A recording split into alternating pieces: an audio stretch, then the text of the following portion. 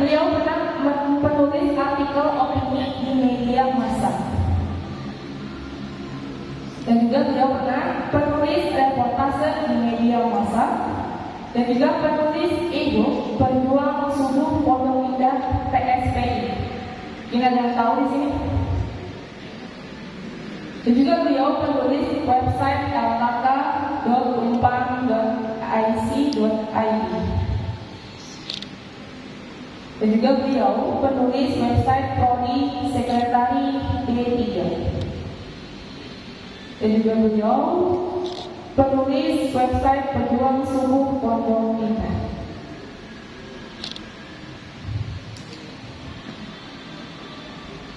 Dan juga penulis koran Deteksi Indo Pos Jakarta.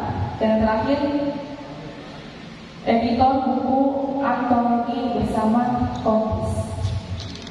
Nah, untuk itu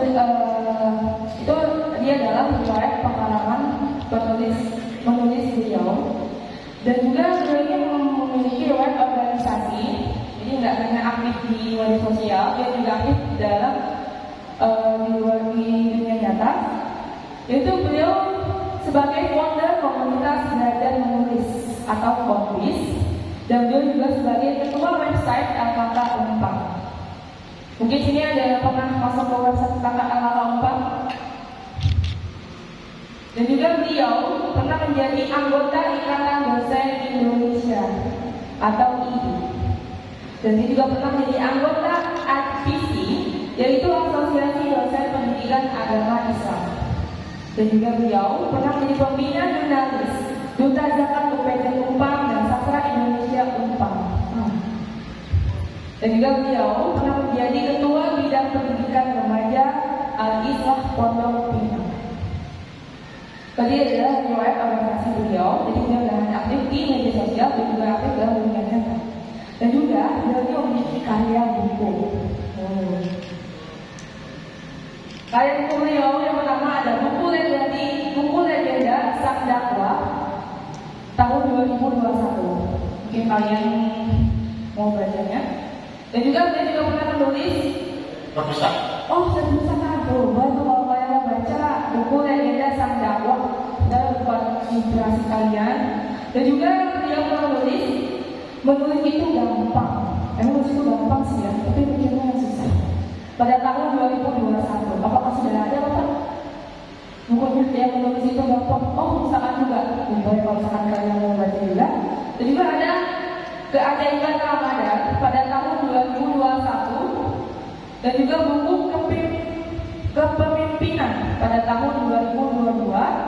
Dan terakhir karya buku beliau yaitu Kreativitas Menulis Kaum Rebahan yang diterbitkan pada tahun 2022. Nah, selain buku karya buku solo, dia juga memiliki karya buku antologi. Oh, tidak boleh. Nah, sebenarnya itu adalah ada riwayat editor. Dia juga sebagai editor, pertama editor buku antologi, yaitu menumbuhkan budaya literasi di masa pandemi yang diterbitkan pada tahun 2021, dan juga buku-buku antologi tips menulis di masa pandemi yang diterbitkan pada tahun 2021. Dan juga editor buku Bunga Rampai, artikel dosen sekretari pada tahun 2019. Dan juga editor transkrip majelis pengajian Ahad Pagi atau MPAM pada tahun 2018. Dan menjadi editor e-book kajian subuh dan Ahad Pagi Berjuang Subuh pada tahun 2019. Nah, kali itu beliau juga memiliki riwayat kegiatan. Singkat aja. Boleh.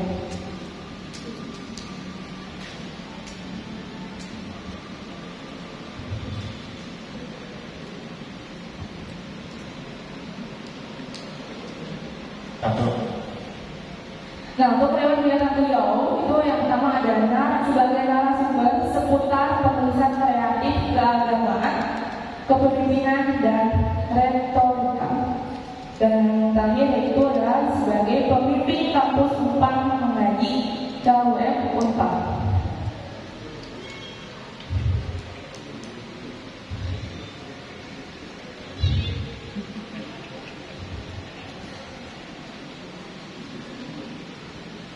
Nah, sebelumnya juga beliau pernah mengikuti pelatihan atau kegiatan.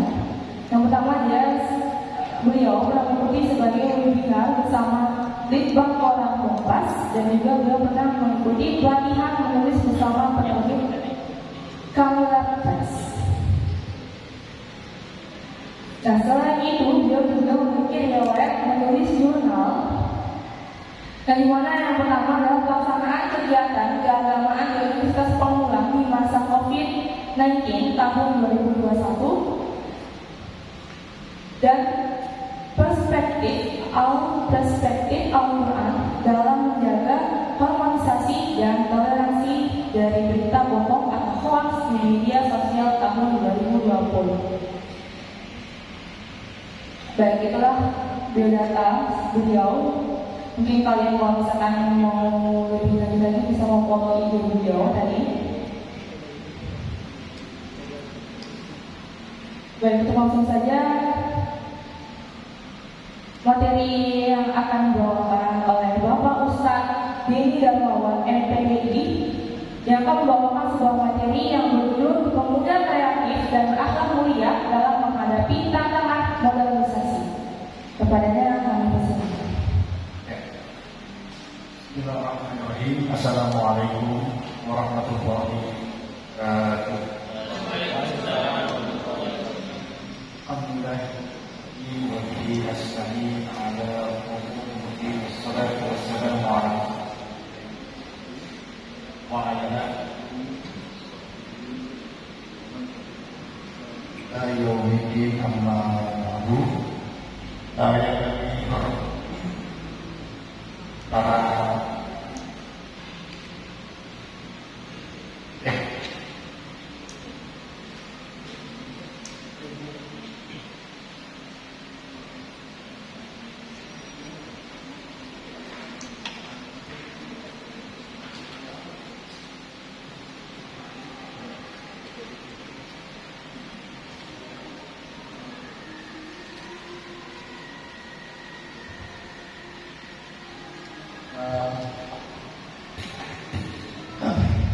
yang kami hormati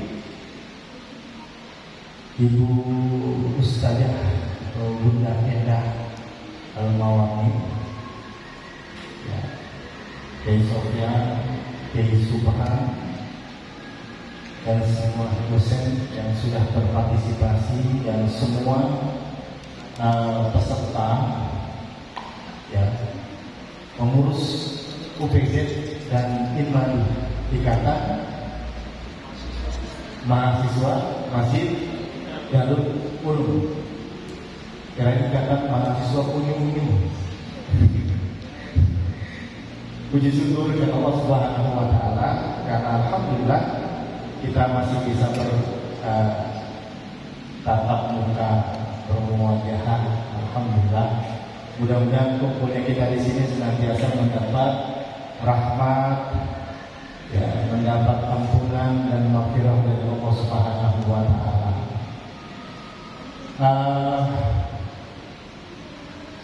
Ini hampir kalau Imadu ini angkatan pertama baru bentuk, ya, luar biasa nih.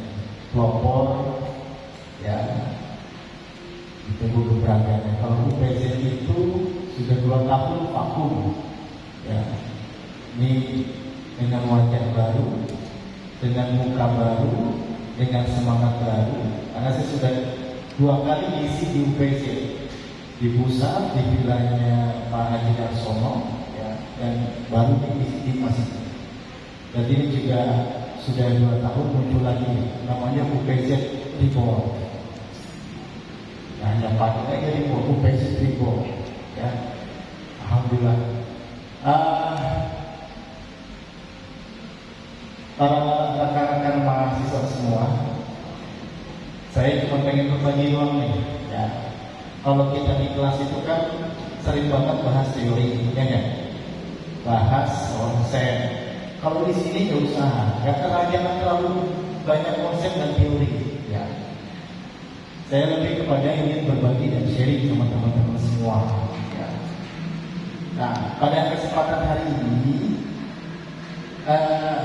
saya diamanatkan untuk misi tentang pemuda kreatif dan berakhlak mulia dalam tantangan modernisasi. Nah, ini suatu kehormatan buat saya. Ini ada yang nggak sih? UPJ yang baru? Ada ya? Ada. Oke, coba. Presiden oke. Gimana? Siapa namanya? Ini kita bantu.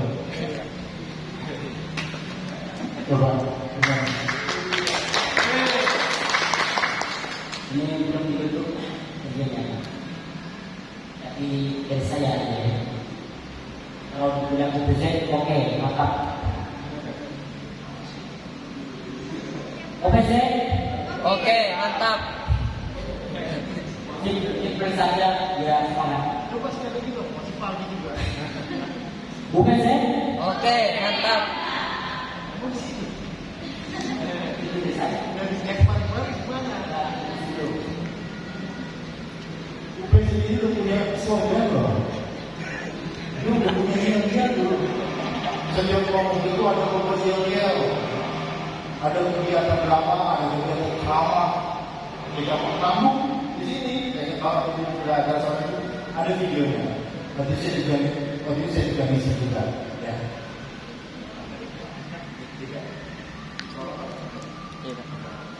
Ya. Oke, mantap, standar. Saya pikir tidak ada lagi. Ini tidak lagi ya. Baru begini, UPJ begini. Cuma si UPJ kan udah lama pandemi begini ya. Tidak perlu banyak. Ya, kita dapat munduran. Lagi. Namanya dapat. Oke. Ya. Oke, mantap. Ini bisa ada sendiri. Kamu udah dibuat lah. Atau yang pernah ada sisa-sisa peninggalan UPJ lama itu sudah tuh. Ridho sama Seku dan kawan-kawan gitu ya. Saya lupa gitu. Tapi mereka sangat kreatif di bidang penciptaan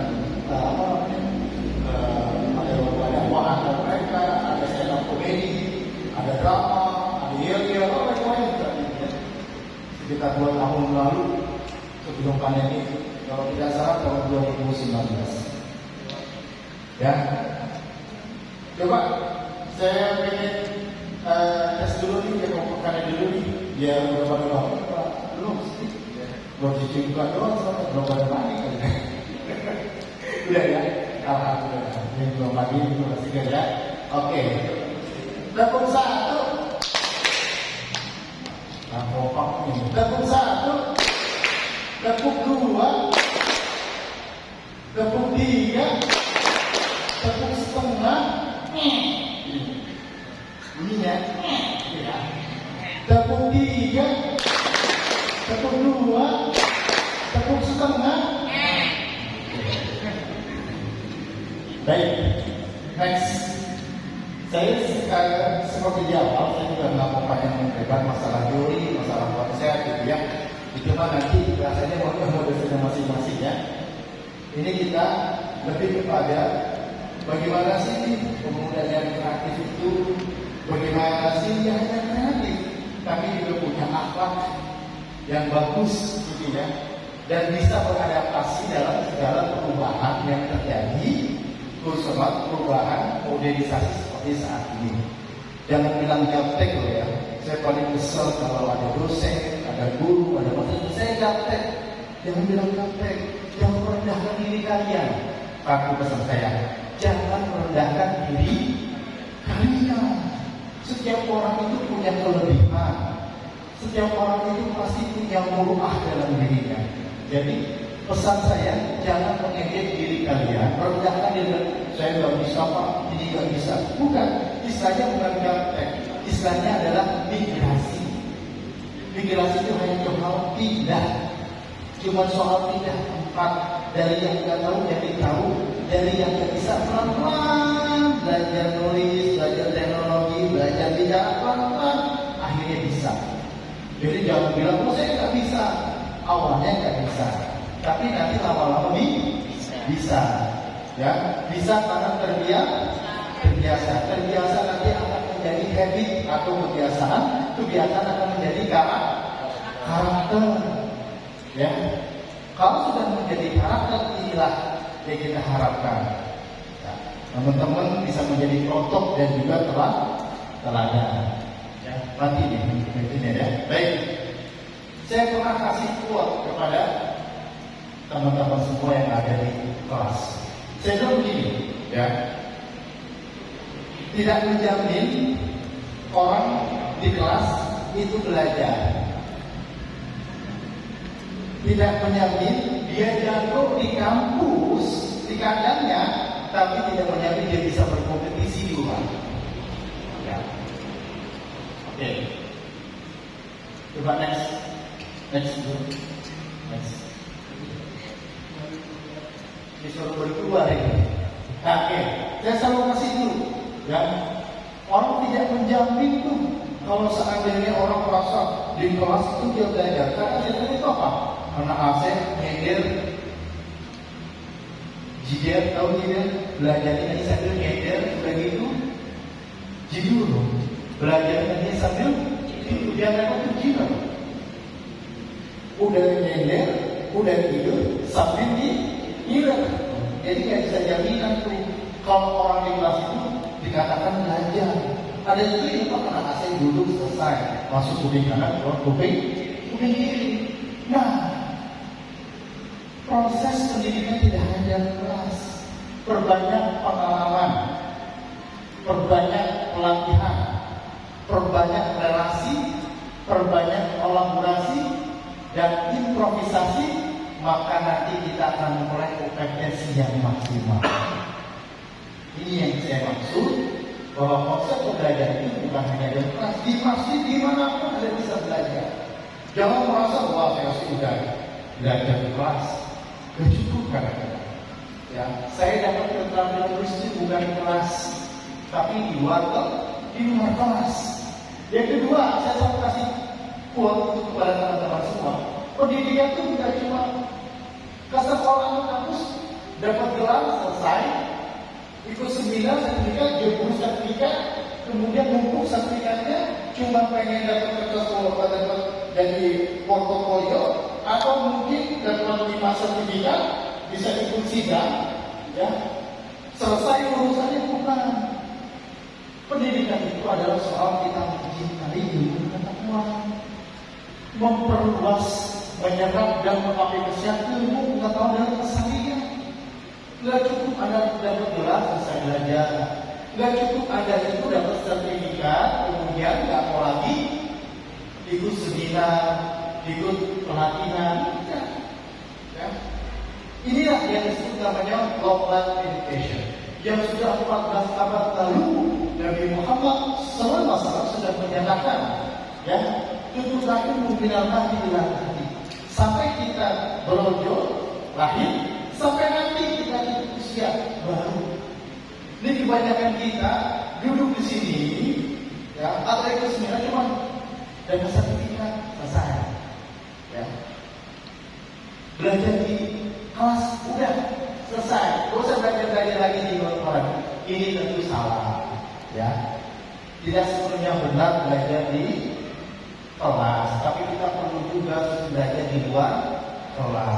Oke, sebelumnya, bagi di sana aja yuk, ya. sebelumnya. Oke. Nah, ini di beberapa web saya itu saya kasih tulis gitu ya, saya kasih kolaborasi dan berbagi. Kenapa harus kolaborasi dan berbagi? Nah, di era ini kita nggak bisa sendirian, nggak bisa sendiri. Halo, masih hidup? Jangan kali ya ini ya. Ngomong baik, ngomong baik, ya. Harus semangat ini, ya. Tepuk semangat. Oh, fokus ketawa, kita fokus fokus ya. Nah, kolaborasi dan berbagi dalam membangun spirit peradaban. Jadi teman-teman di sini nggak bisa sendirian. Ada UPZ, ada Imadu. Kamu bisa apa, situ bisa apa, kolaborasi. Ini udah zaman sekarang, bro, coy, sis, ya, guys, desi, apalagi, ya. Ini udah kolaborasi, udah bisa sendirian kita belajar sama-sama. Termasuk di situ saya kolaborasi sama teman-teman semua. Yang beranggapan saya itu sudah bisa seperti ini, tetap saya kolaborasi. Biasanya ada mahasiswa yang meliput ngajar ini, tapi ketika saya ikut karena mereka ada acara semua. Biasanya hasil dari sini langsung dibuat di buku dan keras, ya kan? Jadi training, viral. Aku viral maka aku ada. Aku eksis maka dulu kan aku tulis maka aku ada. Sekarang aku viral maka aku ada. Aku eksis maka aku ada. Ini zaman sekarang gitu. Jadi teman-teman semua di sini kita berbagi, berkolaborasi, sama-sama spirit membangun peradaban, ya. Nah ini adalah beberapa buku saya yang sudah ini ada satu buku yang saya bawa. Ini sengaja saya bawa buku yang tipis. Kalau saya bawa buku yang orang 200 halaman, kalau tahu Pak, kebanyakan Pak. 3 lembar aja baca puyang kan? Ya udah saya bawa yang lebih kecil bukunya nih. Nanti saya kasih satu aja kepada di sini nanti yang bertanya yang terbaik nanti saya akan pilih gitu ya. Ini bukunya tips menulis di masa pandemi, ditulis oleh mahasiswa, oleh guru, saya editornya. Jadi bagus buat pemula ya. Kalau yang belum merasa menulis itu susah gitu ya, coba baca buku ini. Ini torehan pengalaman dari masing-masing penulis gitu ya. Oke, next. Ini tolong ya teman-teman ya. Ada tuh organisasi di sini yang ada yang tidak pernah didapatkan di kelas. Di sini kita belajar tanggung jawab, di sini kita belajar berperan, di sini kita belajar karakter satu dengan yang lainnya. Ini nggak dapat di kelas, nggak dapat. Ini kita akan semakin kaya kalau kita itu ya banyak organisasi yang kita ikuti dengan mengatur waktu sebaik mungkin.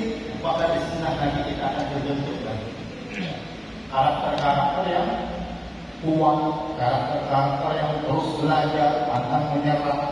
Saya juga berharap di sini tim madu sama UPSN ini ya, apa ya? Jangan berharap dapat sesuatu gitu loh. Ngerti nggak? Berikanlah, ya, berikanlah sesuatu kepada apa? Kepada organisasi kita. Seperti kalau berharap dapat dari negara, dapat BLT. Bagaimana kita berkontribusi memberikan kepada negara? Sekecil apapun hal yang sangat positif itu sangat berarti. Ketika Anda di UPZ, ketika Anda di Imanu, jangan berharap saya dapat apa. Tapi berikan apa yang bisa saya berikan. Begitu harus bikinnya. Ya. Kalau nanti apa dan UPZ Imanu saya mendapatkan apa? Diberikan sesuatu, nanti kalau nggak dapat apa? Oke. Kalau nggak dapat, apa? Masuk uang pada begitu kan? Jangan berikanlah sesuatu walaupun itu kecil dan positif dengan pikiran. Kalau uang ada jauh yang uang ya dengan tenaga, bahkan dengan senyuman, ya, senyuman. Masih dulu gitu kan, coba deh, trauma, masih cerah, ini juga gitu. Ya, belum deh, cerah, masih cerah, dan masih banyak potensi yang bisa digali. Makanya satu pesan kalian, jangan meremehkan diri kalian. Udah disuruh ini udah merasa, saya nggak bisa, aku ini jangan meremehkan. Kalau misalkan jiwa muda itu coba dulu, berani mencoba. Nanti kalau udah dicoba, ambil hikmahnya, ambil manfaatnya, ambil pelajarannya. Ini belum berperang, udah mati dulu. Next, ya, oke. Kita ini akan memasuki era society 5.0. Dimulai ketika ada abad 18, revolusi industri yang di Eropa. Terus mengalami perkembangan zaman sampai revolusi industri 4.0 sampai nanti era sosial. Coba teman-teman, di balik era modernisasi ini, kira-kira kita siap nggak sih? Pertanyaan kita siap nggak sih? Guys, halo? Halo? Hai. Kira-kira kita siap nggak dengan perubahan ini? Harus siap. Hah? Siap. Ada orang yang nggak siap. Ada orang yang nggak siap. Ketika saya ketik itu ngeri banget itu, ya, ngeri banget itu ketika saya ketik di tantangan modernisasi ini. Hampir hilang bergesernya nilai-nilai yang ada, nilai-nilai Indonesia kita, nilai gotong royong, kepedulian sosial, apalagi solidaritas, apalagi musyawarah, udah hampir hilang. Ya, kemajuan teknologi, informasi dan komunikasi ternyata juga berdampak disrupsi. Salah satu contoh, nih saya mau kasih apa? Yang realitas aja ya, yang reality aja ya. Itu kegiatan media sosial, mereka seperti tawuran. Sekolah yang satu dengan sekolah lain main ujar kebencian, main celoteh-celotehan di media sosial, langsung aja ketemu lagi tawuran. Ya, udah hampir ada ketika itu tawuran remaja negara media sosial, ngeri kita, ngeri. Dicek lagi ternyata, wah, saking mainnya gawai, anak-anak SMP itu mereka pada hubungan massal di lapangan, di kamar mandi. Anak-anak SMP ternyata bisa mengakses pornografi. Bayangin, belum game online, kalau sudah edit, kecanduan, apa yang terjadi? Raung-raung, bahkan menyakiti diri sendiri, luar biasa. Kemudian ada lagi bullying, dibully orang bisa-bisa, sampai apa? Sampai bunuh diri. Ini tantangan modernisasi. Kita siap nggak? Teknologi yang semakin canggih, teknologi yang semakin pesat. Kalau kita nggak siap, udah, ya. Bisa tergerus nilai-nilai karakter kita, nilai budaya, nilai agama akan tergerus. Nah, kalau ini menjadi tantangan modernisasi, kita kudu siap. Di Finlandia yang katanya sistem terbaik itu ketika dimulai tidak perlu lagi bilang handphone ditaruh di mana, di off-kan, tidak perlu. Di Finlandia itu kesadaran literasi digital sudah sangat tinggi. Jadi ketika ada dosen di kelas atau ada guru, mereka itu ya udah tetap senyap, nggak ada mereka. Tapi ketika ada sebuah kasus, buka handphone kalian sudah nanti buka. Kalau kita buka lagi juga media sosial, Instagram, Facebook, WhatsApp, selesai. Padahal dosennya, ayo baca dulu, baca screen, baca materi sudah promosnya. Dia baca, kemudian dia buka yang lain, kebablasan akhirnya. Di TV aja yang itu sudah diberikan literasi digital. Ada 4 pilar, ada yang tahu nggak? Guys, Besti, Bro, Sis, ada yang tahu nggak? 4 pilar literasi digital yang harus dikuasai dalam menghadapi tantangan modernisasi. Salah nomor 20, percaya diri nomor 1. Ini biasa. Ya, ada yang tahu? Dia orang pilihan loh yang budaya. Dia orang pilihan loh. Dulu saya itu seleksi juga, tapi saya tidak dilibatkan lagi. Tapi insya Allah, kalau budaya apa? Spirit muda, cekatan, gercep, gak salah pilih budaya dulu mencari anak UPZ dan Imani. Ya, saya yakin gak salah pilih. Pasti punya ini orang yang pilihan. Bahkan tidak hanya duta UPZ, ada duta Imani. Nanti ada berita yang menjadi tidak salah pilih, ya. Insya Allah tidak salah pilih. Ya. Terang, masa depannya juga bagus. Kira-kira apa literasi digital itu? Ada tahu nggak? Ada yang tahu? Ada yang tahu? Halo? Satu aja, satu aja. Gak usah empat, satu aja. Pancasila, satu ketuhanan yang atas. Manusia. Ya itu sila. Ada. Ya. Literasi, 4 pilar literasi digital dalam menghadapi era modernisasi. Ya. Ini harus ada ini kemampuan literasi digital. Kalau enggak, apa yang terjadi? Itu kan banyak buat kejahatan, buat pornografi, buat bullying, buat saling ujar kebencian. Ada 4. Yang pertama adalah udah buka handphone sih ya. Ya. Ada namanya keterampilan digital. Keterampilan digital. Ada budaya digital, culture digital. Ada yang namanya etik digital atau etika digital. Ada yang namanya safety digital, keamanan digital. 4 pilar ini selalu digunakan di Kemendikbud. Supaya apa? Supaya kalian siap mengaktualisasi. Jadi akhlaknya itu tetap akhlaknya dijaga. Ya, betul ya.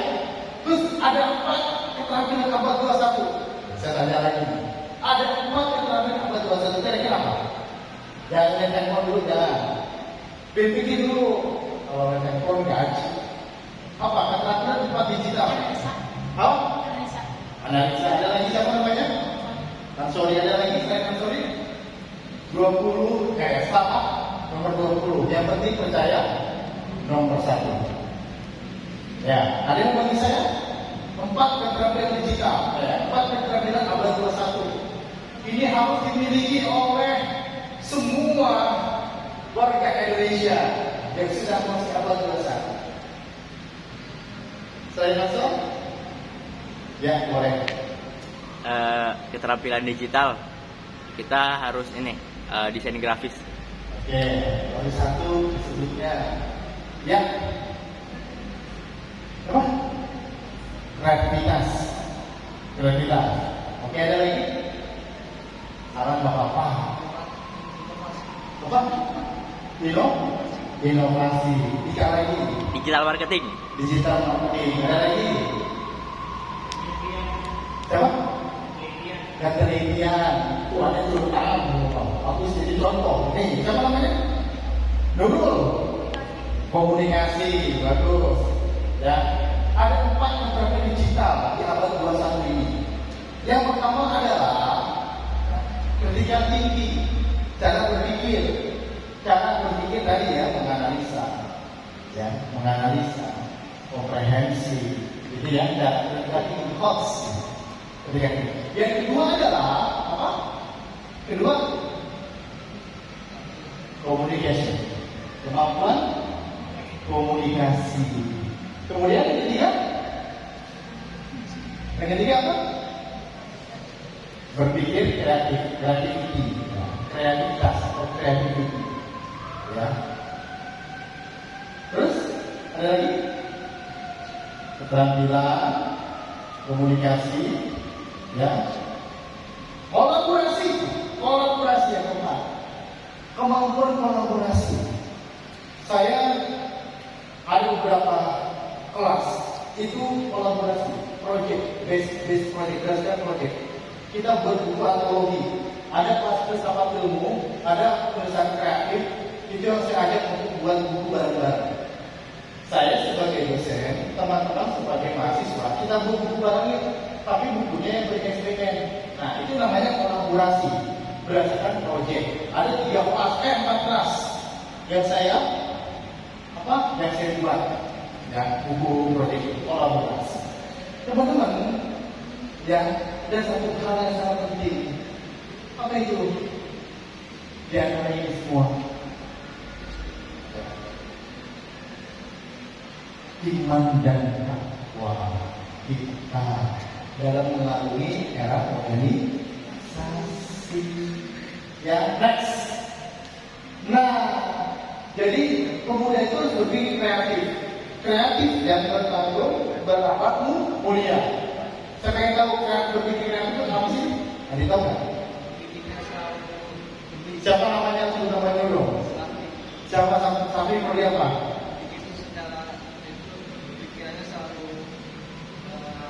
Idenya lebih kreatif. Ada lagi? Siapa namanya? Yutli apa? Berpikir dengan logika itu bersahabat banget loh. Bersahabat itu berpikir dengan logika, sistematik, komprehensif. Ya. Berpikir yang unik, ide-ide baru. Tiga. Berpikir kreatif itu berpikir menciptakan sesuatu yang baru. Menciptakan sesuatu yang baru ya. Ada lagi? Ya, Sifran Malasi. Apa? Berbeda. Ya, oke. Bukan dulu bosnya. Lebih bagus. Ya. Coba next. Ya. Oke. Saya ambil dari buku saya aja ya. Perbahan dan berpikir kreatif. Kita tuh diberikan dua otak kiri dan otak. Nah, otak kiri itu adalah mampu simbol dan angka-angka. Ya. Lebih kepada saintis, ilmuwan, ya, matematikawan. Ada otak kanan yang secara visual itu lebih kuat. Ini kalau digabungin jadi satu antara otak kiri dan otak kanan, maka dia akan menemukan ide baru, sesuatu yang berbeda, sesuatu yang baru, yang unik, ya, sesuai dengan logika dan sebagainya. Maka itulah berpikir kreatif. Salah satu contoh, saya akan kasih lebih lagi next, ya. Saya punya mahasiswa tahun 2016, namanya Bella. Walaupun sudah pegang handphone, tapi ternyata dia suka buka webcam, dia suka menulis, dia suka baca novel di sini. Ternyata dia kerajinan, apa tuh? Ketagihan baca novel. Akhirnya dia iseng-iseng nulis novel di smartphone di smartphone-nya. 4 buku novel dia tulis, tanggung-tanggung. 2-nya itu diterbitkan di Gramedia. Kalau ada 2,5 juta yang sudah banyak terlibat, maka dikenal oleh Gramedia. Namanya Bella. Sekarang sudah lulus angkatan 2016. Sekarang sudah pakai jilbab, pernah pagi dari pembicara itu saya dukung sekali. Ini orang yang apa? Kemampuan menerima informasi, bacaan, sehingga smartphone-nya digunakan untuk nulis. Jadi sesuatu itu gratiskan. Kenapa bisa di handphone? Display website-nya, display ada itu. Nulisnya cepat-cepat, singkat-singkat. Kenapa bisa di handphone ya? Itu banyak juga yang baca. Next, siapa yang kita pikir nanti? Ujung-ujung lagu nasional. Ya, kalau lagi kita sama keluar.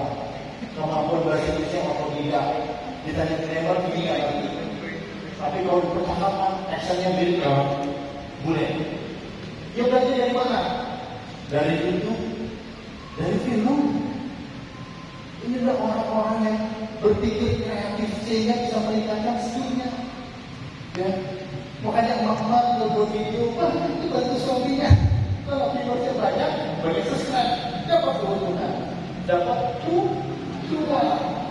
Ya, waktu saya itu mendengar barang ini, saya tanya medosnya apa? Oh, ternyata medsos itu penting ya buat seorang peneliti juga ya. Oh, dia telusuri akses digital saya. Ini bikin nanti orang yang sama kayak kita dari ngomong bahasa Inggris objektif bisa beli mobil buat bapaknya, buat dia pergi ke Turki, pergi ke Qatar, kemana-mana, jadi endorse, kalau jadi pembicara ke kampus-kampus. Gimana? Masa kalian nggak bisa? Cuma hanya dia berpikir kreatif aja. Oh, saya bahasa bisa, belajar bahasa Inggris. Ya, dari umur 18 tahun belajar atau tidak? Masa kalian bisa? Next. Ada juga beberapa contoh guru-guru yang sudah tulis di website, di blog, ya. Nah, saya pun begitu. Ini apa ya? Hadis hikmah gitu ya. Berarti udah kayak dia sombong. Hadis hikmah. Selama pandemi saya sudah menulis suatu populer dan reportase 4 buku solo ini sudah banyak, 6 buku antologi, 4 buku menjadi editor, menulis jurnal penelitian, mendapat penelitian Bagasi Beragama tahun 2021 ketika pandemi. Ya. Artinya apa? Artinya sambil bertahan bisa loh kita berdiri kreatif, menjadi pemuda kreatif. Tapi kali yang masih ungu masih fresh, next dan cepat. Nah, inilah selain berpikir kreatif sesuai dengan tujuan pendidikan kita harus apa? Berharap mulia, dicontoh dengan tujuan kita di organisasi. Kita mampu melakukan teknologi, tetapi kita itu dijuluki netizen yang tidak sopan peringkat 5 besar oleh Microsoft.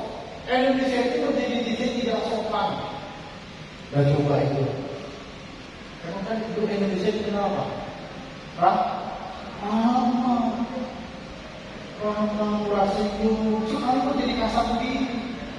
Ya, itu kalau sudah membuli netizen, orang itu bisa kita di dalamnya ya. Ini contohnya nih ya. Netizen terang salah satu mesti bilang jatuh katanya. Netizen itu dia mulutnya pedas, lebih pedas daripada sambal di tetangga. Sudah pasti netizen lebih sopan, lebih sedikit gitu loh, berakhlak mulia gitu kan. Ya, nah ini tujuan pendidikan kita. Dan kita merujuk terakhir, kita merujuk kepada apa?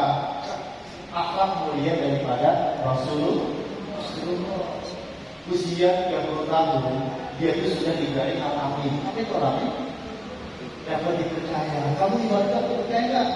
Pengurusnya. Biasanya dapat dipercaya nggak? Beda. Ini bisa dipercaya nggak? Nabi Muhammad 30 tahun sudah dapat gelar al-amin. Kalau kamu diberikan amanah, dapat kepercayaan, maka insya Allah, ya, kamu pasti akan diberikan kepercayaan. Nabi Muhammad usia ketika berdagang sampai usia itu dapat gelar al-amin. Percaya. Terus lagi ada Fatomah, ada Sidik, Tabah, Tablik, Amanah dan Atonah, Tablik. ya. Apa itu? Oh, ini dia nih. Kalau kita merujuk kepada ahli Nabi, apa Nabi dituju tentang ahli? Nabi itu disuruh jual barang dagangannya. Ada ajudannya Maisorah, ajudannya daripada Khadijah. Bagaimana dari uang sebanyak itu, dari dagangan sebanyak itu, Nabi Muhammad itu bisa apa? Bisa memberikan kepercayaan kepada saudagar yang sangat kaya raya, yang sangat cantik pada saat itu Siti Khadijah, sehingga terpersona. Kenapa?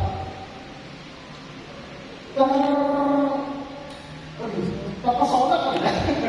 Kali gimana? Jadi presiden bawa uang, tapi bisa mendapat kepercayaan itu. Itu bagaimana di Muhammad?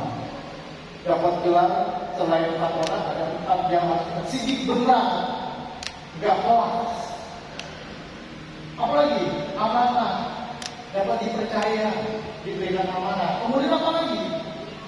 Fatonah, cerdas dulu, ya. Kemudian baru tapi menyampaikan secara proporsional, ya. Mana itu terakhir kita jadikan Nabi Muhammad sebagai, ya, teladan untuk membentuk akhlakul karimah, akhlak mulia. Next. Nah, yuk, gak usah banyak-banyak deh, saya kasih materi. Kita diskusi bareng berapa menit. Kita jadi pemuda kreatif yuk, ya. Sumber limpahan data, buku, informasi sudah banyak. Kita saling dengan otak kanan dan kiri kita cukupkan ide-ide baru yang tadi katakan teman-teman. Yuk kita pelajari dan tetap berakhlak mulia, ya. Sebagaimana Nabi Muhammad mengajarkan kita supaya apa? Supaya apa? Bahkan anak dia Rasulullah uswatun Hasanah. Kita jadikan beliau jadi teladan dari 100 orang yang sangat berpengaruh, baik seorang muslim dan tentunya mendudukan Nabi Muhammad nomor 1 di antara tokoh-tokoh dunia. Kenapa? Sukses di dunia, sukses di akhirat. Di dunia bukan hanya sebagai nabi, panglima perang, jadi pemimpin rumah tangga sukses, tapi juga secara akhirat saat ini ya agama Islam terus tersebar di berbagai negara. Alhamdulillah. Assalamualaikum warahmatullahi wabarakatuh. Jika ada pertanyaan silakan. Terima kasih kepada Bapak dan kawan yang telah menyampaikan materinya kepada kami. Baik, untuk selanjutnya dibuka untuk sesi pertanyaan. Mungkin ada yang mau bertanya? Sebutkan nama dan prodi ya.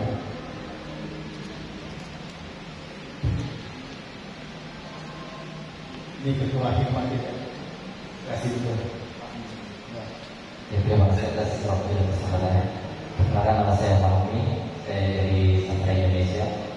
Izin bertanya kepada Pak Didi dan dari dijelaskan bahwa kita harus menjadi pemuda yang kreatif dengan berpikir kreatif.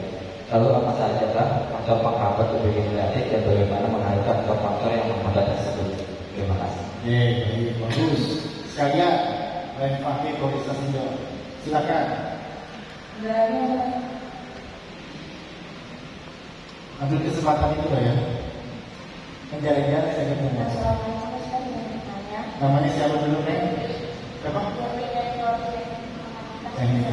Oke, Yuri, silakan dulu. Bagaimana membangun pendidikan berkarakter? Apakah itu hanya dari mahasiswa saja atau dosen? Menjadi pendidikan saya juga kemarin. Bagus. Ada lagi yang belakang tadi? Terus? Assalamualaikum warahmatullahi wabarakatuh. Perkenalkan, nama saya Ella Hasana dari Prodi Ilmu Hukum 1.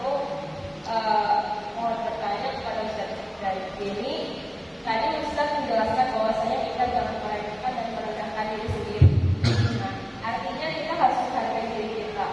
Yang menjadi pertanyaan saya, menurut Bapak, bagaimana agar kami anak muda bisa mencintai diri sendiri, agar kami bisa lebih percaya diri terhadap diri kita dan apa yang ada di diri kita. Terima kasih. Siapa namanya Laila? Laila. Laila tuh. Baik. Ada lagi? Ya, mau dari Ansor. Sekalian deh ya.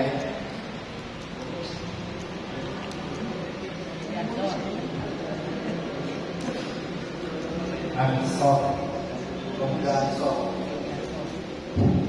Assalamualaikum warahmatullahi wabarakatuh. Perkenalkan, nama saya Ansor Yaffa, saya dari Prodi Manajemen. Saya mau bertanya. Saya mau minta izin pendapatnya buat Pak Ustadz. Rencananya, insya Allah saya ada rencana ingin menciptakan sebuah karya sejenis puisi. Nah, bagaimana menurut Pak Ustadz, bagaimana caranya saya untuk bisa menciptakan puisi itu menjadi sebuah yang indah dan secara Islam tersebut? Menjadi apa semua? Tidak hanya puisi yang sangat indah, tapi masih berlandaskan agama Islam. Oke. Ya, baik. Bagus pertanyaan. Tepuk tangan dulu. Ya, baik. Pertanyaan yang tadi ya dari Fahmi. Menghambat ada kendala ya, ada dua faktor. Pertama dari faktor eksternal. Kadang-kadang kita dalam diri kita terkadang itu ada rasa tidak percaya diri. Jadi kita ingin sesuatu yang berbeda, palsu kan? Bapak kata gini deh, udah banyak memuja diri sendiri, sehingga dia tuh tak mau lagi berpikir yang thinking of the box. Karena kalau gue begini, begini teman-temannya belum bergerak, belum mulai, tapi sudah memujakan kritik-kritik yang melemahkan kita untuk bisa thinking of the box, berpikir kreatif.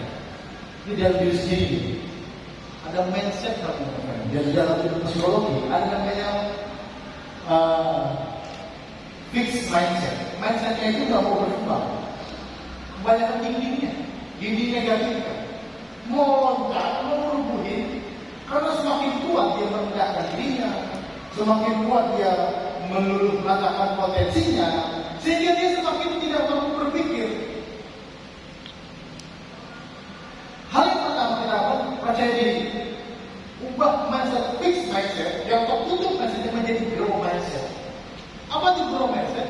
Mindset yang tumbuh. Oh, saya pasti bisa. Saya coba dulu. Gimana nanti? Insya Allah, saya nggak peduli dulu. Yang penting saya melakukan dulu something dulu. Nanti bisa dievaluasi ke depannya. Jangan tiba-tiba kita sudah tidak mampu berpikir, kita lawan diri kita sendiri. Lawan. Nanti mau isu-isu yang negatif, opini negatif itu belakangan. Yang penting nanti kamu dari saat itu buktikan dulu saya bisa. Nanti evaluasi gimana. Yang perlu harus jelaskan. Faktor ketiga, faktor yang secara eksternal di lingkungan yang pemalas orangnya, nggak produktif, nggak pemalas, udah gitu cuma pokoknya begitu aja, nggak ada perubahan itu. Saya punya teman ketika saya kuliah, organisasi kebablasan, orang pada lulus dia masih ketukannya di situ aja. Coba kalau dia itu berteman kepada lain, dia kreativitas, pasti dia cepat lulus, dia pasti cepat berkarya. Kalau kita teman, lingkungannya tidak mendukung, orang culas semua, ini kalau udah culas, yang semalas culas semua, kita akan ke bawah. Teman sama tukang minyak wangi, kita jadi wangi.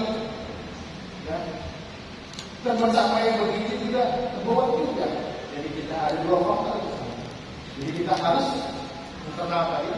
Yakinkan diri kamu punya fight mindset yang grow dan tumbuh terus. Nanti muncul percaya diri, kamu akan bisa berpikir. Dan kalau bisa lingkungan ini kamu yang menjadi pengubah. Jangan kamu nggak bisa mengubah, ya kamu aja tetap tumbuh di situ aja. Jadi kamu nggak ada perubahan sama sekali. Saya waktu berubah. Ya, dia tahu. Terus yang ke siapa tadi? Laila. Betul ya, Laila. Siapa namanya? Yurli ya. Kami pendidikan karakter baik. Pendidikan karakter sesuai dengan tujuan. Beriman, berakhlak mulia, mandiri, bertanggung jawab, kreatif, demokrasi, berbudaya. Itu yang digaungkan dalam setiap kurikulum, setiap pembelajaran, setiap kegiatan. Harus ada pendidikan karakter yang berasal dari agama, budaya, Pancasila. Dan itu digaungkan, makanya saya melakukan pendidikan karakter yang nilai-nilai itu terus saya ambil terus. Bahkan saya sedang membuat buku pendidikan karakter di era digital dengan dosennya satu jalan. Bagaimana pendidikan karakter di era digital tapi tetap nilai agama bisa ada dalam dirinya, budaya Indonesia, Pancasila ada dalam dirinya, sehingga ketika menghadapi era digital dia tetap santri. Nggak melawan yang namanya ujaran kebencian, hoax, pornografi, ya segala macam dia bisa tepi semua. Tadi tapi dengan karakter tidak instan, butuh proses, butuh kebiasaan. Bisa karena dia kalau sudah biasa jadi keterampilan, kalau sudah keterampilan menjadi karakter, dan itu butuh semua kerjasama antara sekolah, lembaga kampus, mahasiswa atau siswa, guru dan masyarakat. Kerja sendiri, ya, tapi itu butuh proses. Siapa namanya? Laila. Pertanyaan tadi apa? Lupa saya. Oh, pertama tadi ya, satu, jangan remehkan kalian, diri kalian. Kalau sudah meremehkan, nanti tertutup potensinya. Saya merasa tidak bisa, saya merasa tidak bisa seperti dia. Ini bahaya ini. Seorang trainer dari Singapura, excuse me sir, you have some message from Indonesian children? Yes. What he said to teenager or children in Indonesia. Apa satu? Jawabannya, jangan meremehkan diri kalian. Kalau kalian sudah meremehkan diri kalian, ketutup potensi. Kalau sudah ketutup potensinya, sulit untuk bisa. Ibarat batu harus diasah, harus digosok. Supaya apa? Menggerak. Supaya menjadi sebuah berlian dan berlian, maka butuh proses. Mau ditaruh pemabik, mau di depan kotor, itu kan menjadi sebuah berlian. Pertama, kali jangan meremehkan diri kalian. Bahwa kalian punya potensi perubahan amal salat bahaya.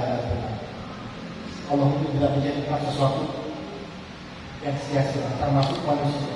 Kalau ciptakan dengan serius, ya, dari miliaran sel sperma yang masuk, beribu cuma satu yang masuk itu adalah kalian. Artinya Allah menciptakan kalian tidak sia-sia dengan segala potensi yang Allah berikan kepada kita. Caranya bagaimana? Tadi sebabnya tumbuhkan geometri, jangan meremehkan diri kalian. Ya. Yakinkan bahwa kalian punya potensi, cuma untuk menjadi sebuah potensi dari keterampilan hanya butuh kebiasaan. Nulis adanya sulit, enggak apa. Yang sulit itu apa? Pertama, sudah berani mencoba. Gimana Anda bisa nulis kalau Anda itu sudah takut dan tidak berani meneliti? Ini yang pertama. Ya. Dan saya selalu bilang sama teman-teman, menulis itu penting. Nulis apa aja dulu. Tapi nanti kalau sudah menulislah yang penting. Menulis itu penting. Tulisannya apa kita seorang? Terus jari madi, mana syiah, bagian syiah, di bagian syiah. Saya berharap nanti dia bisa meliput kegiatan keagamaan.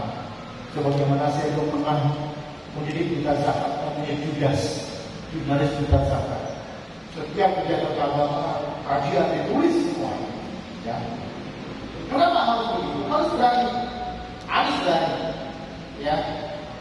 Jangan bilang susah dulu, jangan bilang gak mampu sebelum berperang, jangan bilang mati dulu. Kalau sudah melakukan baru dia bagus. Percaya diri itu sangat penting. Ya. Sangat penting. Gimana Pak mencari mulai dari organisasi? Coba. Jadi memegang kemana? Bisa nggak? Pak, saya takut Pak bicara di depan umum. Belum Pak, belum diberikan public speaking, sudah bicara di depan kelas. Mungkin itu salah satu cara supaya kita itu belajar berani dan pede. Langsung diceburin bugian. Nanti dia mengatakan, itu mungkin masuk jalan-jalan itu tidak biasa tadi. Jalan kan?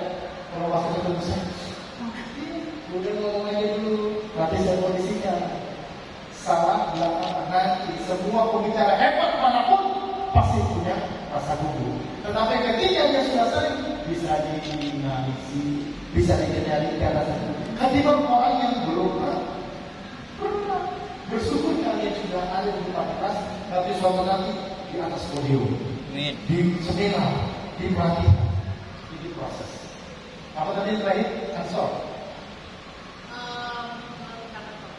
Puisi. Oke. Ini ada puisi ya. Puisi. Coba oh ya, puisi. Puisi ya.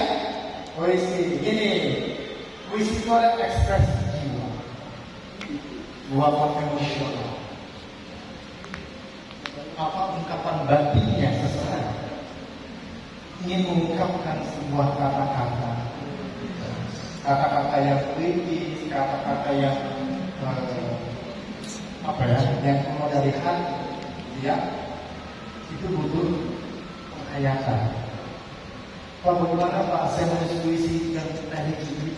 Baca dong karya-karya para penyair. Ada Bu Amalia itu suka syair licin. Coba ngobrol. Bu, ada ibu kata-kata ini sekali saya ini. Gimana caranya buat puisi tapi puisinya ada ini belajar. Ya. Dari Kahli Cibra, dari Cibra Bumi, atau Ilham Ahika, belajar. Bisa kok puisi itu dalam rangka apa? Seperti yang itu, apa? Yang puisi yang ini tuh, yang Marjuki itu namanya. Marjuki ya? Enggak, itu yang sekarang masih hidup itu loh. Yang butiran, yang disebut namanya butiran debu apa gitu ya. Saya lupa. Itu saklingnya kita harus baca karena saya religi. Ya. Dan kayak ini adalah salah satu ditakum yang saya bentuk dari berbagai pesantren. Ya, siapa namanya? Maulana. Ya, gitu. Ada juga ditakum kan? Kebutuhan kayak itu. Ini ada Maulana. Ya, ini memang saya suruh datang dia untuk sama-sama belajar di sini bagus saja. Jadi gitu ya, asal ya, latih kepekanan yang dikaitkan dengan apa? Dengan tadabbur, tafakur, nanti akan muncul. Ya, kata-kata fikih yang berlandaskan dengan apa? Kata-kata ilahiyah. Baik, ada lagi? Pertanyaan bagus-bagus ya. Siapa namanya?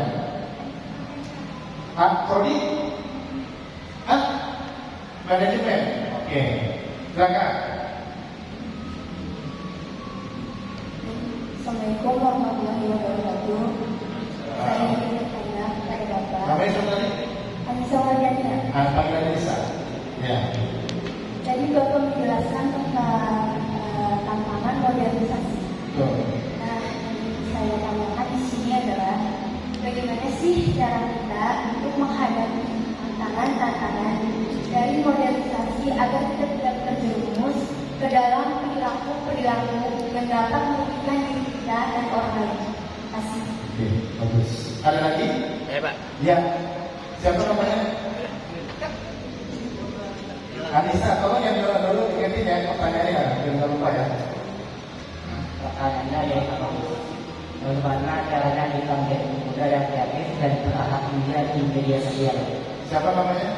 Ahmad Iklim. Prodi? Hukum. Panggilan? Ini loh. Dan ini. Ya, terus. Silakan tidak. Pak, Assalamualaikum warahmatullahi wabarakatuh. Salam. Saya Kuri dari Prodi Teknik Informatika. Saya ingin bertanya nih Pak. Dari tadi kan kita ngomongin modernisasi, ngomongin digital, ngomongin kreatif dan sebagainya. Ini bagaimana sih Pak? Dan pengaplikasiannya Pak, kayak pemanfaatan digitalnya kayak kita menggunakan apa aja sih Pak kira-kira untuk kita mengembangkan diri kita untuk lebih kreatif dan lebih inovatif. Oke. Di tempat aplikasi yang digital. Aplikasi digital. Oke. Tepuk tangan dulu. Karena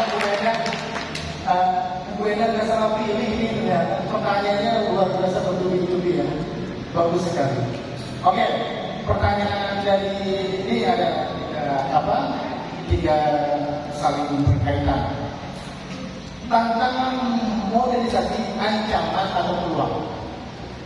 Kalau ancaman tadi yang tidak mampu, ya, yang tidak siap, sehingga modernisasi itu menggeruskan atau menggerakkan nilai-nilai ya, keindonesiaan seperti nilai religius, budaya, agama, Pancasila, ya, sehingga nanti menjadi tawuran, pornografi. Ini adalah orang yang tantangan yang tidak siap dalam menerima perubahan.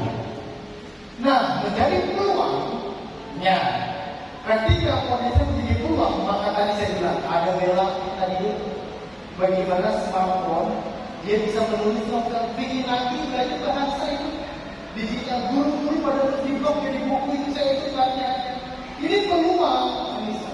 Orang kalau nggak melihat peluang, akhirnya jadi ancaman. Ketika jadi apa? Makanya nanti dia ikut budaya-budaya yang tidak sesuai. Masa ISIS bisa sih mengkader di media sosial sehingga ada yang nekat datang ke Mabes Polri gitu, katanya dari alumni sebuah universitas swasta di Depok, kemudian tiba-tiba langsung coba, kok bisa? Ini artinya kita harus menjadikan setiap kemajuan modernisasi itu menjadi sebuah peluang. Tingkatkan skill Anda, tingkatkan komunikasi Anda, tingkatkan kolaborasi Anda, kreativitas Anda.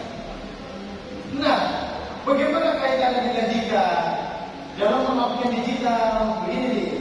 Yang pertama, jangan bilang saya gaptek, saya nggak bisa, belum dicoba, tapi udah kabur duluan, udah nggak mampu duluan. Caranya bagaimana? Pertama, trial dan error. Kalau ada aplikasi, ada software, coba aja oprek dulu. Nggak ngerti, panggil teman. Itu video yang di YouTube itu, saya nggak bisa. Saya panggil mahasiswa rumah saya. Kamu bisa apa? Ada Premiere. Kamu bisa apa? Desain. Rumah saya ini, nanti saya pakai makan. Saya ke rumah, dia ngoprek, saya kantor. Ada Premiere, bisa saya kuasai. Atau TS, bisa saya kuasai. Saya mampu mengaplikasikan itu dalam kegiatan pembelajaran dan sebagainya. Artinya apa? Artinya kita perlu mencoba. Trial dan error itu biasa. Gimana belum coba udah susah duluan, udah kelabakan. Coba dulu, kalau nggak ngerti baru panggil teman, tanya-tanya lu bisa ini nggak? Mati mulanya kita yang makanya begitu ngobrol. Oh iya. Makanya dicatat. Terus bagaimana akhlak di media sosial? Ya, pemuda kreatif yang punya berakhlak, yang media sosial. Ada undang-undang ITE untuk mengatur netizen. Salah satunya apa? Bullying, hoax, apalagi penipuan, kejahatan, apalagi dan sebagainya. Ini hati-hati. Berkomentar pun harus hati-hati. Ya, kenapa ada undang-undang ITE sekarang? Jadi bagaimana Pak berakhlak media sosial? Tadi sudah saya jelaskan. Ada pendidikan karakter yang diambil dalam pendidikan nasional. Ada nilai-nilai religi yang bisa kita aplikasikan. Ingat nih, kira-kira ada berita hoax, tiba-tiba kita langsung komen aja, atau kita share aja. Ingat, dalam agama ada surat Al-Hujurat ayat 13. Faidah aja, ya. Apabila datang fasiqun binadamin, orang fasik datang bawa berita, fatabayyan, maka ceklah, maka telitilah, maka coba cek dulu situ, apa informasinya. Jangan langsung tiba-tiba kamu berkuar, kemudian kamu sebar lagi, kamu kasih komentar yang negatif. Nah ini hati-hati, ya. Ini hati-hati. Makanya budayakan ikro, apa itu ikro? Membaca dan menulis. Surat Al-Alaq 1-5 itu adalah literasi dasar baca dan tulis. Kalau Anda tidak mempunyai literasi yang baik, ingat Anda ini bisa share, tanpa melihat bagaimana konten sumber dan sebagainya. Gitu ya.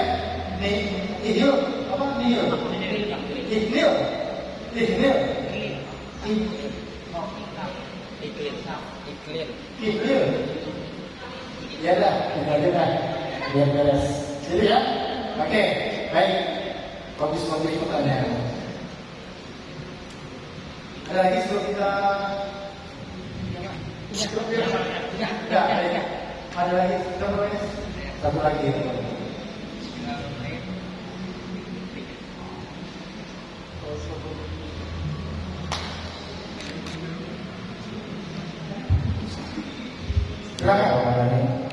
Assalamualaikum warahmatullahi wabarakatuh. Perkenalkan, nama saya Rabi Rizky Setiawan dari Prodi MPI. Siapa? Reguler A. Pertanyaannya Pak Ustaz, bagaimana cara pemuda yang kreatif dan akhlak mulia? Oh ini kalau pertanyaan tadi ya, sama kayak apa? Ihlil. Ya, ihlil. Caranya gimana gitu Pak Ustaz? Ya, Terima kasih. Baik, terima kasih. Bagus pertanyaannya. Tadi bagaimana kita menjadi pemuda kreatif dan berakhlak mulia? Berpikir kreatif itu adalah bagaimana kita mampu berpikir lagi, bukan antara otak kanan dan otak kiri, sehingga nanti akan muncul sebuah ide. Ya, otak kiri itu bagaimana menyusun angka, simbol-simbol, dan ini secara visualisasi, sehingga nanti akan muncul sebuah ide-ide yang baru, ide-ide yang berbeda, ide-ide yang unik, yang kemudian baru kita aplikasikan terhadap sebuah karya, produk, dan sebagainya. Makanya jangan menjadi pemuda yang biasa-biasa aja. Kita harus banyak mengakses informasi, kita harus banyak ngobrol, kita pelatihan, kita harus banyak pengalaman, sehingga nanti akan muncul ide-ide baru dan berpikir kreatif. berkumpul dengan orang lain kan kita bisa berkumpul kreatif, ya. Dan berakhlak mulia. Akhlak itu sudah ada panduannya. Tadi di Buku Pendidikan Nasional sudah disebutkan dari contoh baginda Nabi Muhammad. Tadi sudah saya jelaskan bagaimana itu Al-Quran untuk masalah ikro, kemudian masalah qawar, ya, kemudian juga menyinggung untuk berlaku baik. Ini semuanya bisa kita kaitkan, jadikan karakter juga, ya. Makanya sempurnanya iman seseorang adalah apa? Ya, imanan ahsanuhum khuluqan. Orang yang paling sempurna iman seorang mukmin adalah yang paling baik apa? Lawannya itu bukan hanya ketika bicara tatap muka, ketika di media sosial bisa kali hal masuk, wah, mobil pun diketek, kalau kita kasus begini, wah, langsung dia balas itu, sama jalan cintaan. Jadi bisa jadi hari kamu jadi ketika mau mulai ini jangan emosi, jangan nafsu. Nanti yang ada apa? Tanggung jawab, ya. Ya, siapa namanya? Sapri. Sapri.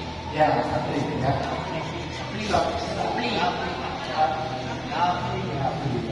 Baik, selanjutnya ini pertanyaannya fokus banget gitu ya.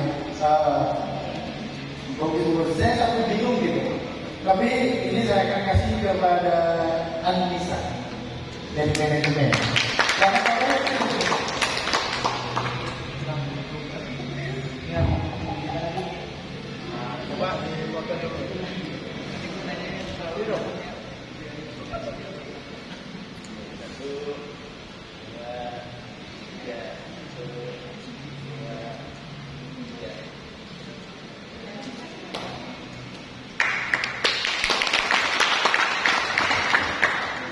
Oke, makasih ya atas waktunya ya. Demikian kemudian mohon maaf. Assalamualaikum warahmatullahi wabarakatuh.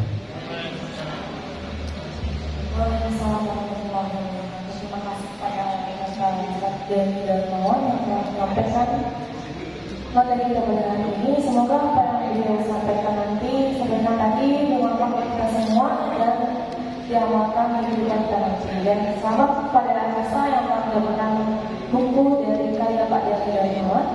Baik, selanjutnya yaitu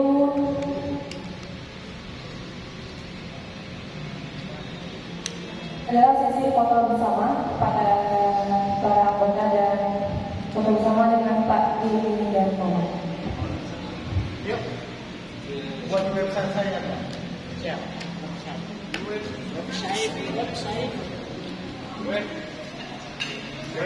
Untuk fotonya yang laki-laki sendiri, yang perempuan di bawah kali ini.